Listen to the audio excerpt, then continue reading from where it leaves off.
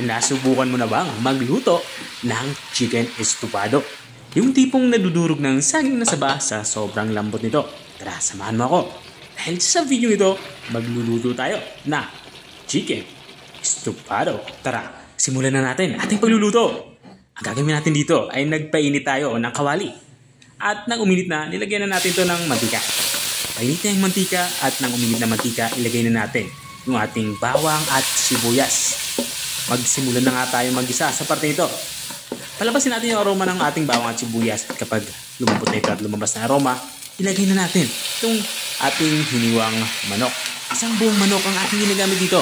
Pinahiwa ko na ito ng pang-serving size sa aking pinagbilhan. I-sear natin to hanggang sa magkulay light brown ang kulay nito. Katulad ng nakikita nyo. At kapag ganito na itsura niya, maglagay na tayo ng mga pampalasa. Maglalagay ako dito ng isang buong chicken cube. Makakatulong ito para mas maging malasa ang ating nilulutong ulam. At matapos kong madurog itong ating chicken cube, ay hinalo ko lang ito dito sa ating sinisir na karning manok. Maglalagay na din ako dito ng soy sauce or toyo. At sasabayan ko na din ng black pepper or pamintang durog.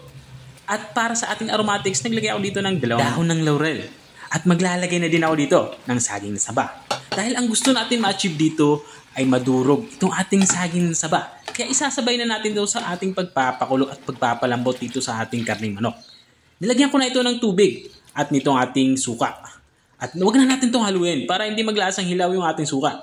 Tatakpan natin ito at papakuloy ng mga 20 to 30 minutes. At makalipas ng 15 minutes ay binuksan ko muna ito. Dito nga sa parte ito ay titimplahan ko muna ito kung pasok na nga sa aking panlasa ang sabaw nito. Siyempre kung hindi pa ay magdadagdag tayo ng mga pampalasa. At dahil nga okay na sa akin yung alat nito, dadagdagan ko na lang ito ng asukal. Ang asukal naman ay makakatulong para maging balanse yung ating sabaw. Matapos kong mailagay yung asukal ay hinalo ko lang ito dito sa ating nilulutong ulam para pantay-pantay naman yung lasa. At mabanggit ko lang yung mga bagong followers natin. Welcome na welcome kayo dito sa aking channel. Sana ay may matutunan kayong mga bagong recipe at may apply nyo ito sa inyong mga pagluluto. Naglagay na nga ako dito ng sili para may kaunting anghang naman at saka ko ito tatakpan. Papakuluin pa natin ito ng mga 3 to 5 minutes o isisimmer pa natin to para makuha natin yung lapot na gusto natin sa ating sabaw. At makalipas nga ng 3 minuto ay ito na nga. Nakuha ko na yung gusto kong mangyari sa ating sabaw. At dito sa part ito ay lutong-luto na nga yung ating ulam pananghalian. Ito na nga yung ating napakadaling lutuin na chicken estofado. Kung nakarating ka hanggang dito sa dulo ng aking video, maraming salamat sa panunod.